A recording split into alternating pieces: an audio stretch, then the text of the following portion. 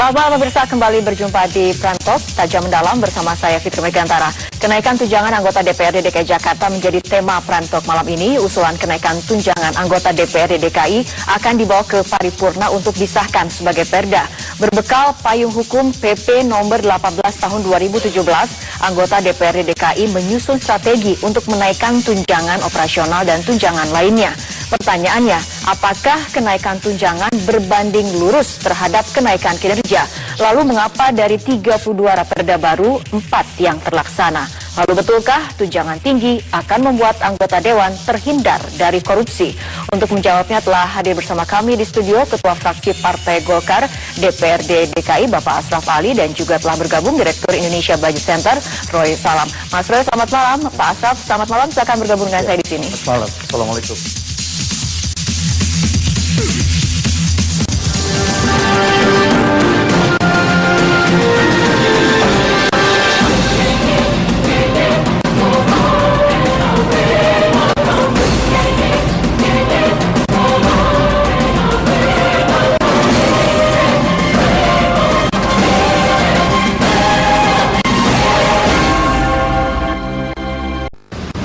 Dewan Perwakilan Rakyat Daerah DKI Jakarta saat ini menyusun peraturan daerah tentang kenaikan tunjangan anggota Dewan.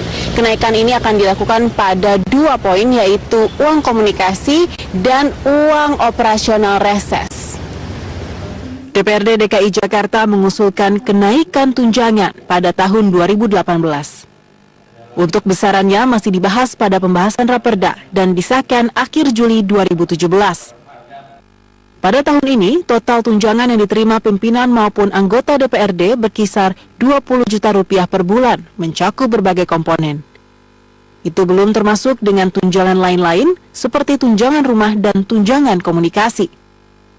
Ditambah gaji pokok sekitar 30 sampai 45 juta rupiah per bulan, total penghasilan yang dibawa pulang anggota DPRD DKI berkisar 70 hingga 80 juta rupiah per bulan.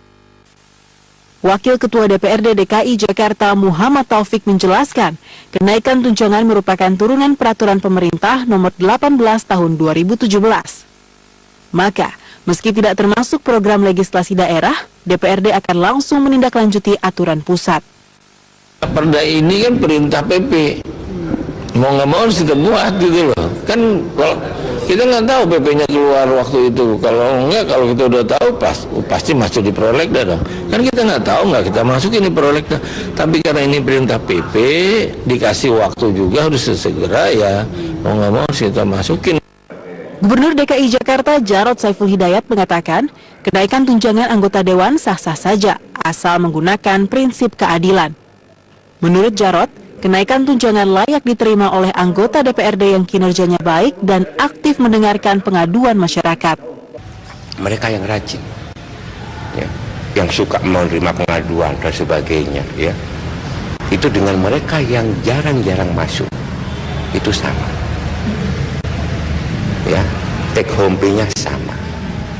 Nah, padahal sekali lagi ya, kalau dipikir mereka yang sangat rajin itu bebannya semakin berat, karena harus mengatasi siapapun yang datang.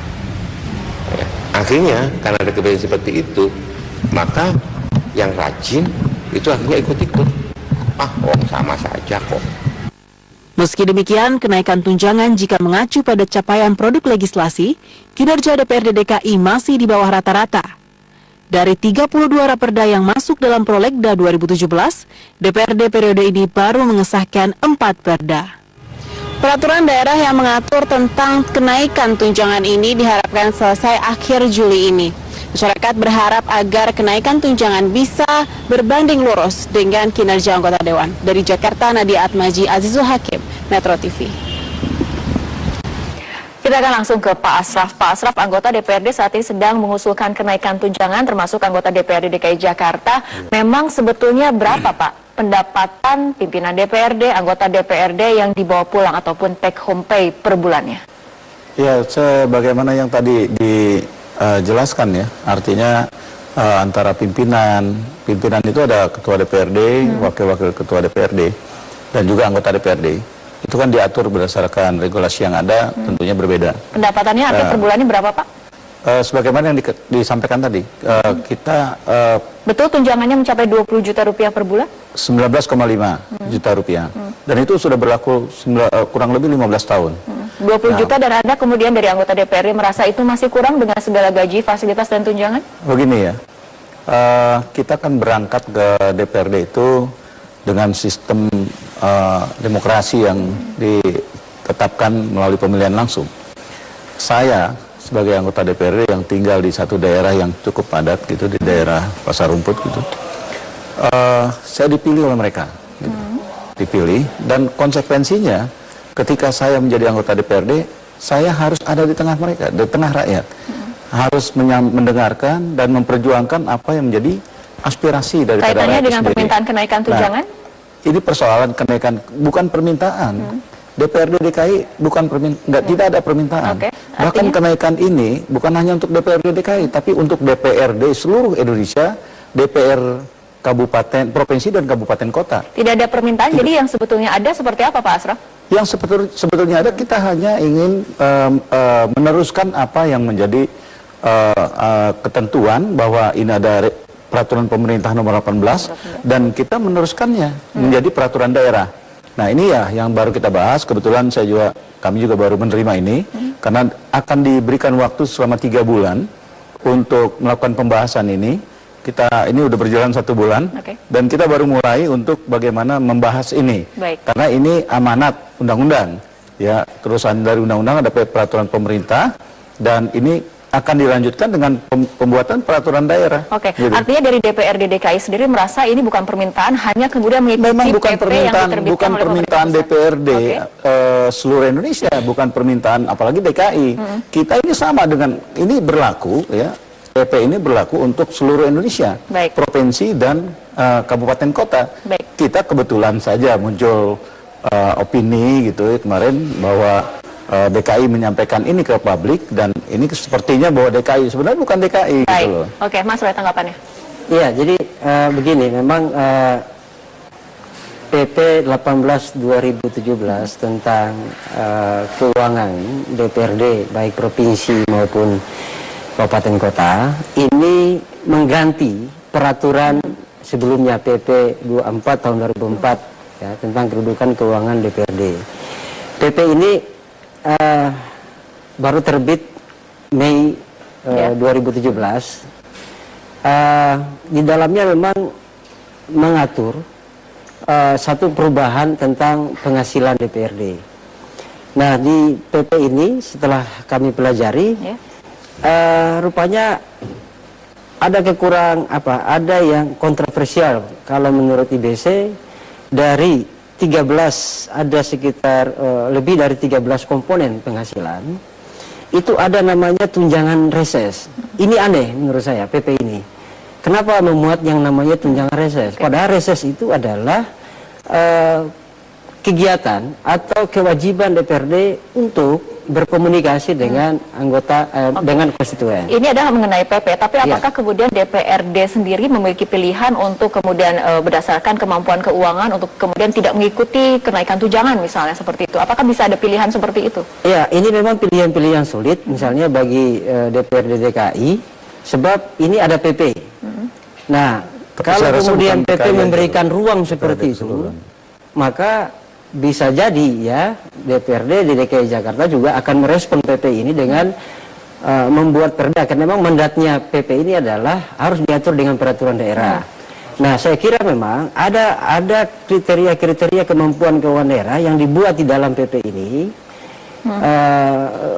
berdasarkan kriteria tinggi, sedang, rendah. Nah, memang kadang-kadang ya mau tidak mau memang kenaikan ini nggak bisa dihindarkan karena adanya peraturan di satu sisi. Baik. Di sisi lain memang kita berharap DPRD ini betul-betul memperhatikan aspirasi masyarakat, melihat kondisi masyarakat, apakah sudah layak ini dinaikkan atau tetap mengacu pada yang lama. Apakah kemudian ini sudah layak untuk dinaikkan? Saya rasa kalau lihat kinerja DPRD, bukan hanya DKI ya, karena peraturan ini sekali lagi untuk DPRD seluruh Indonesia, bahwa intensitas yang kalau kami di DPRD DKI Jakarta, soal kenaikan yang diamanatkan oleh undang-undang atau peraturan pemerintah ini, tadi ada klasifikasinya, ada tinggi, sedang, atau bawah sesuai dengan kemampuan keuangan daerah. Sebagaimana Pak Gubernur juga katakan, wajar-wajar saja sejauh kinerjanya dan kita merasakan bahwa apa yang sudah kita kerjakan memang membutuhkan. Tadi singgung misalnya soal reses. Reses itu adalah amanat, regulasi, undang-undang, aturan yang memang kita harus penuhi. Kenapa?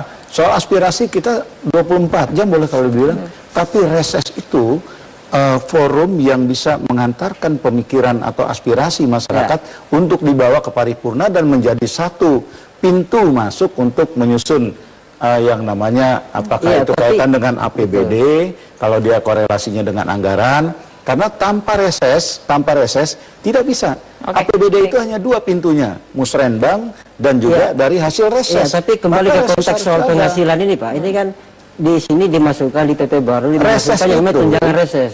Hanya sekali reses itu sebagai penghasilan, padahal itu kerja. Nah ini perlu ditekankan. Reses itu bukan untuk anggota dewan, karena reses itu dipertanggungjawabkan. Reses itu kalau yang namanya penghasilan nggak ada pertanggungjawaban Pak. Gitu Bapak beda lihat, dengan anggaran kegiatan reses. Itu Bapak lihat di DPR RI. Kalau di DPRD kita harus membuat laporan pertanggungjawaban berikut kwitansi dan sebagainya dan dikerjakan oleh pihak ketiga. Uangnya enggak tunjangan Pak, beda dengan yang namanya anggaran kegiatan. Reses. Ini kan bicara reses. Kan saya ngalamin Pak. Kan begitu artinya. Baik Pak Asraf. Ya kita kembali kepada apakah layak untuk dinaikkan tunjangan tadi dikaitkan pada kinerja. Anda merasa kinerja DPRD DKI sudah optimal? Saya rasa optimal. Oke, tapi kalau bisa kita lihat dari target Raperda sendiri, ada 32 Raperda, baru kemudian 4 yang baru dibahas. DPRD ini apakah bisa kan dijadikan sebuah prestasi? Tidak semata untuk membicarakan soal Raperda. Raperda yang kita targetkan 101 dalam kurun waktu 5 tahun ini, kita memang sedang kejar. Target pertama 32.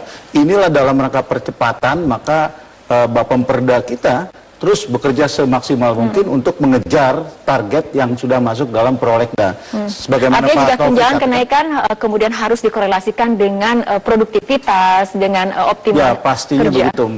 Kalau bisa diselami sekarang apa yang dilakukannya di DPRD, ini bicara soal korelasinya anggaran dengan anggota dewan, baik di kantor, pulang ke rumah, habis subuh, ya datang orang. Ini bicara soal keuangan, ya kan? Keuangan anggota DPRD. Itu banyak hal yang sebenarnya kalau kita hubungkan ke situ, korelasinya juga dengan aktivitas anggota dewan yang ada di masyarakat. Gitu. Baik. Tapi apa jaminannya kepada warga DKI, terutama jika kemudian kenaikan tunjangan ini dilaksanakan, bahwa produktivitas dan kinerja DPRD akan jauh lebih baik? Nah, kita akan membahas mengenai masalah itu, Pak Asraf dan juga Mas Roy. Tapi kita ikuti jeda berikut terlebih dahulu.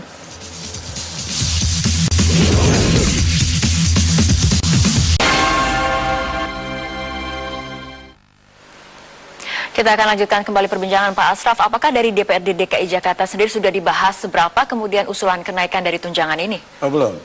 Kita baru menerima ini draftnya, PP-nya. Dan ini kan kalau bicara peraturan daerah itu ada dua pintunya. Artinya apakah ini diusulkan oleh eksekutif atau juga sebagai inisiatif dewan. Ini melihat percepatan waktunya sama saja sebenarnya. Jadi kita lagi bahas itu. Dan kita belum di dalam Bapemperda ini belum sama sekali untuk dibahas, terus terang baru sekali, memang ini baru kita terima. Nah, dari PP nomor 18 ini kan kemudian harus ada aturan turunan yang diterbitkan melalui Perda, melalui Perda, dan ini ada tenggat waktunya yaitu 3 bulan. Sementara Perda ini kan tidak masuk ke dalam prolegda. Artinya seperti apa nantinya? Kalau soal prolegda itu kan kewenangan daripada hak konstitusi dewan untuk bisa memutuskan apakah ini dianggap urgent untuk dimasukkan dalam pembahasan peraturan daerah seperti ini. Anggota DPRD sekarang merasa ini urgent untuk dimasukkan kepada prolegda atau tidak? Karena PP kita kan terima baru ini. Jadi kalau kita terimanya sejak awal ini akan masuk dalam prolegda.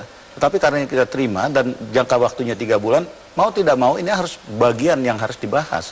Kalau tidak, berarti tidak ada pembahasan. Kalau bicara soal masuk prolegda tahun depan, berarti ya habis waktunya. Itu persoalan. Mas Roy, tanggapannya? Iya, artinya kalau mendengar tanggapan Pak Asraf, artinya DPRD DKI masih sementara melihat momentumnya. Apakah ini nanti bisa diusulkan? Sebetulnya memang bisa, kalau melihat regulasinya soal prolegda bisa saja diusulkan. Nah, cuman kembali lagi ke dewannya, apakah mau melaksanakan PP ini dalam tahun ini atau kemudian menunggu tahun depan seperti itu. Artinya ada pilihan seperti itu. Ada pilihan-pilihan seperti itu saya kira Dan menurut Anda momen sekarang apakah momen yang tepat untuk kemudian DPRD menaikkan tunjangannya? Nah, di sini sebenarnya kalau kita melihat tentang membeda tentang kinerja DPRD, ini memang kalau paling sederhana kita bertanya kepada masyarakat. Pertama misalnya, apakah mengenal anggota DPRD di dapilnya? Kalau itu saja saya rasa kita sampling dari 10 masyarakat mungkin hanya 1 yang tahu.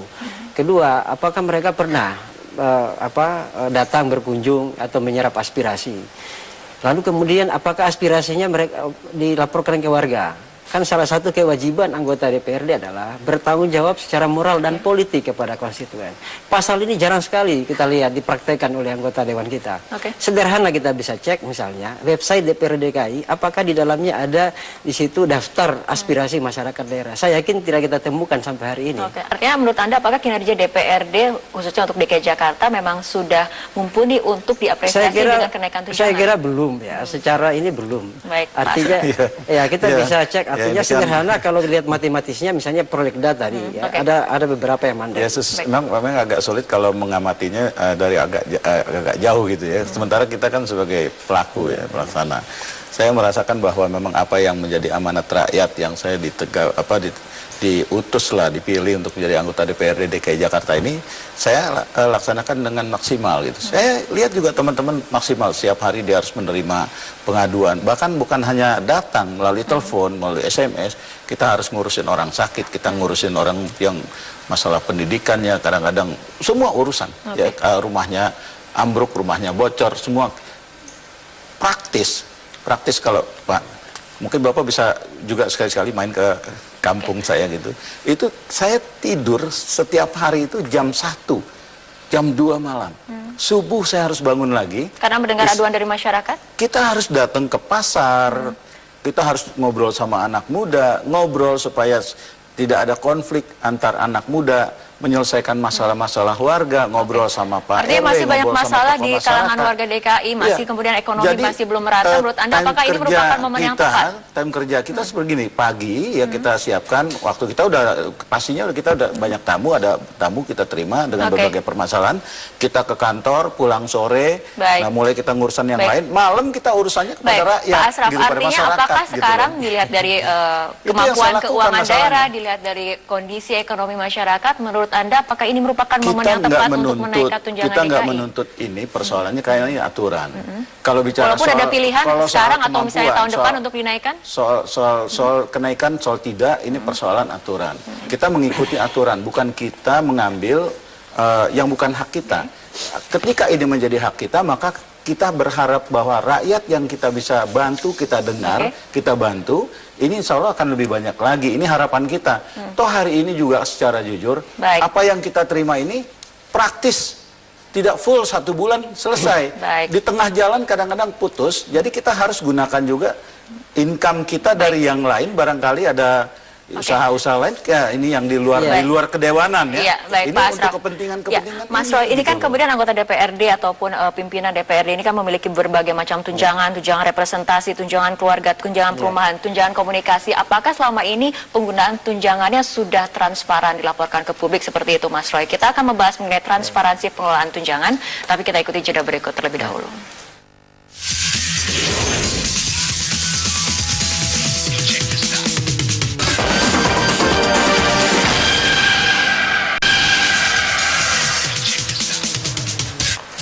Terima kasih Anda masih bersama kami di Prime Talk. Perbincangan kembali kami lanjutkan. Mas Roy, ini mengenai tunjangan-tunjangan yang dimiliki oleh DPRD, terutama DKI Jakarta, misalnya ada tunjangan representasi, tunjangan keluarga, tunjangan perumahan, tunjangan komunikasi, dan masih banyak tunjangan-tunjangan lainnya. Pengelolaan dari penggunaan tunjangan ini apakah kemudian sudah transparan, sudah akuntabel? Menurut Anda seperti apa? Mungkin lebih tepatnya adalah kinerja mereka. Sebab kalau kita bicara gaji dan tunjangan, itu kan nggak ada pertanggungjawabannya, karena itu penghasilan seseorang.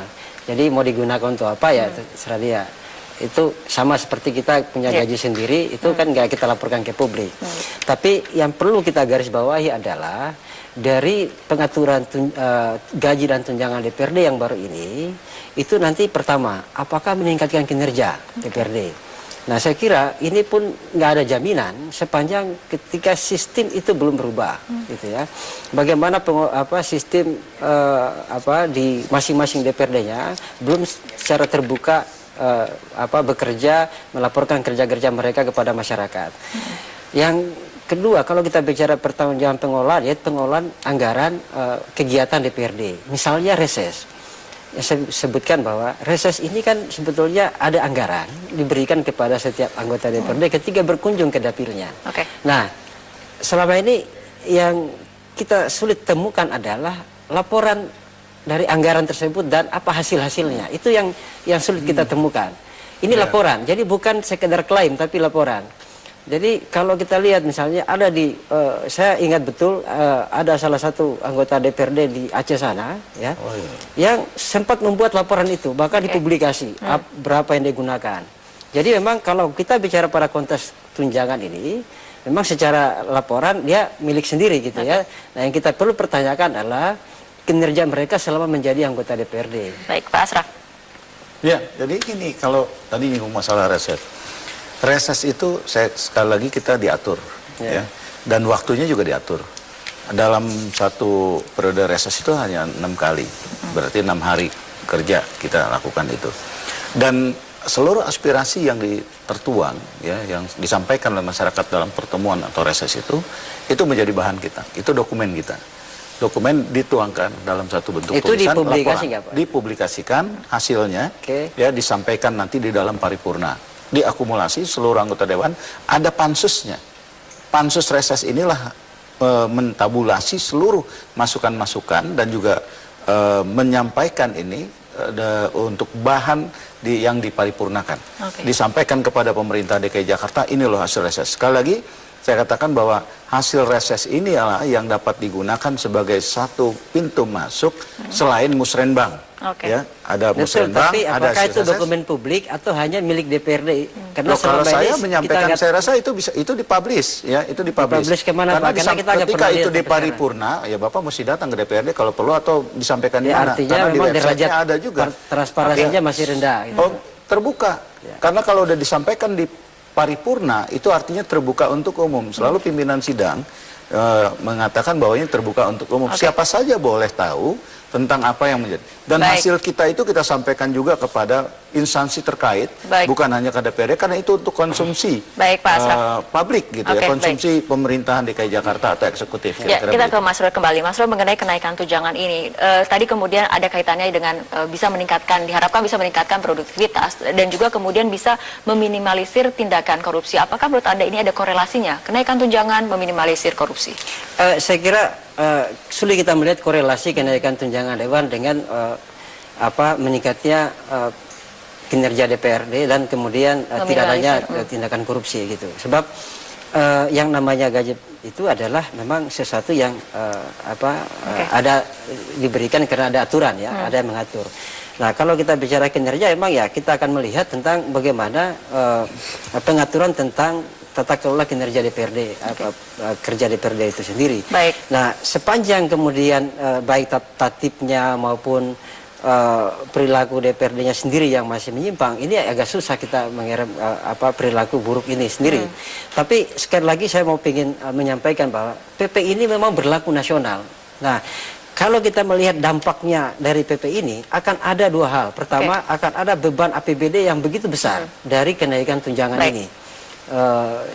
Lagi-lagi masyarakat mendapatkan pembagian APBD-nya untuk ke DPRD, tapi kinerjanya yang nihil. Nah, ini yang saya kira penting untuk kita publik melihat PP ini agar kemudian bagaimana kita melihat apakah bisa ke depannya diubah atau tidak. Gitu. Oke, baik Pak Asraf. Apa kemudian jaminannya kepada warga DKI Jakarta dengan adanya kenaikan tunjangan nanti, maka kinerja anggota DPRD DKI akan jauh lebih baik, akan jauh lebih produktif? Saya pikir dengan tanpa ini juga saya merasa bahwa kinerja kita sudah baik. Ya.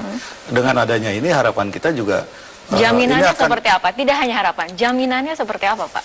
Kan ukuran jaminan itu bisa dilihat. Ini kan seorang anggota DPRD ada di tengah rakyat. Ketika dia tidak bisa bekerja maksimal dan tidak bisa menampung aspirasi dan memperjuangkan aspirasi rakyat itu sendiri, berarti kan dia tidak berfungsi.